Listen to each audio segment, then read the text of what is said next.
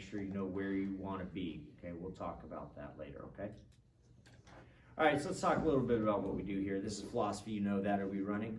Yes, sir. We've been running that whole time? Well, I have to cut all that off then. Okay. I think you accidentally clicked the. You can. That's fine. Well, so if you've been paying attention to the videos, please tell me you've been paying attention to them, right? They're viral. They're all, no, they're not. They're, they're getting in the tens, not the hundreds of thousands. But as long as you watch them, you should be keeping up. So far we've we've read Euthyphro, talked a little bit about that the other day. I hope you caught up on that. Talked a little bit about Meno.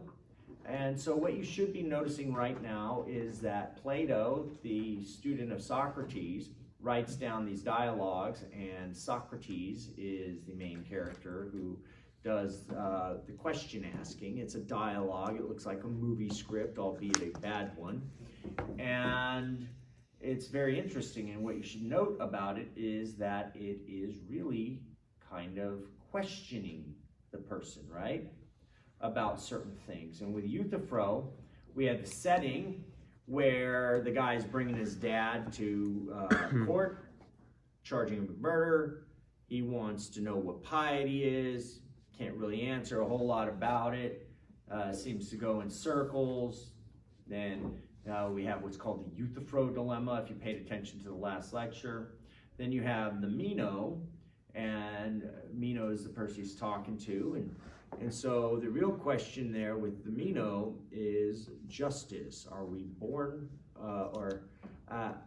virtue, I'm sorry. Are we born with it, or do we acquire it?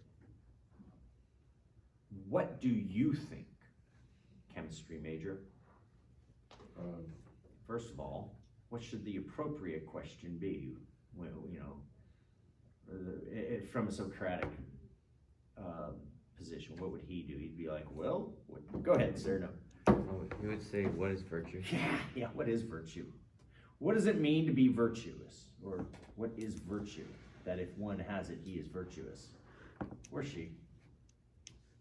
I had a 2-hour-long discussion, 4-hour-long discussion about this last year. Last year? Yeah. Good. Rolling it back. What do we got? Forgive me if I forget.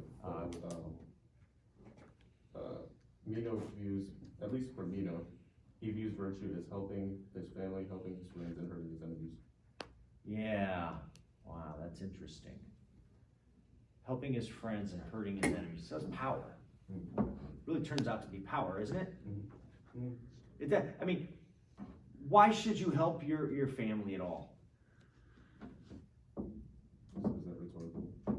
Yeah, I want you to answer it, actually. Okay. Rhetorical, no, I mean, I could say, yeah, why help your family? Those jerks. Yeah, that'd be rhetorical. Okay. In this case, no, it's actually, why help your family at all? Because they helped you. Because what? Because they helped you. Or So it's circular. So I'll help them do drugs because they help me do drugs. Or they're connections to you. They help have connections to get drugs.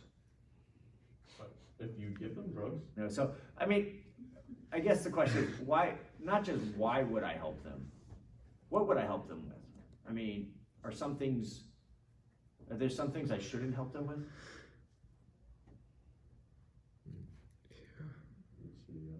Okay, so it's not just helping them. Hey, can you help me stab this guy to death? Oh yeah, sure, help me anything, they say a friend will help you move a couch, a real friend will help move a body. Right? Okay. That's some people, okay.